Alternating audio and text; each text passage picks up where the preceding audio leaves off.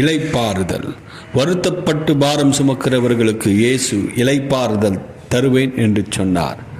யாத்திராகமத்தில் என் சமூகம் உனக்கு முன்பதாக செல்லும், நான் உனக்கு இளைப்பாறுதல் தருவேன் என இயேசு சொல்லியிருக்கிறார். அது மட்டுமல்ல, இளைப்பாறுதலில் நாம் பிரவேசிக்க வேண்டுமானால் நமக்கு முன்பதாக தேவ சமூகத்தை காட்டும்படிக்கு உடன்படிக்கை பெட்டி செல்ல வேண்டுமா? என்னாகமம் 10ஆம் அதிகாரத்தில் வாசிக்கலாம்.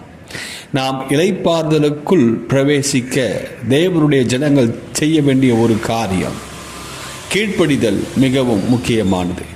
கீழ்ப்படியாமையினாலே அவர்கள் அழிந்து போனார்கள். நாம் இளைப்பாறுதலில் பிரவேசிக்க ஜாக்கிரதையாய் இருப்போம் என்று எபிரேயரில் வாசிக்கலாம். இளைப்பாறுதலில் நாம் பிரவேசிக்க வேண்டுமானால் கர்த்தருக்குள் நாம் கீழ்ப்படிந்திருக்க, கர்த்தருடைய வார்த்தைகளுக்கு நாம் கீழ்ப்படிந்திருக்க வேண்டியது அவசியம். அப்பொழுது தேவன் தமது சமூகத்தின் மூலம், தமதுடைய பிரசன்னத்தின் மூலம் கர்த்தர் நம்முடைய வாழ்க்கையில் இளைப்பாறுதலை தந்து நமக்கு ஒரு நித்தியமான ஒரு ஸ்தலத்தை ஆயத்தம் செய்து அதில் பிரவேசிக்க தேவன் நமக்கு கிருபை செய்வாராக. இயேசு சீக்கிரம் வருகிறார். ஆயத்தமாவோம், வாருங்கள்.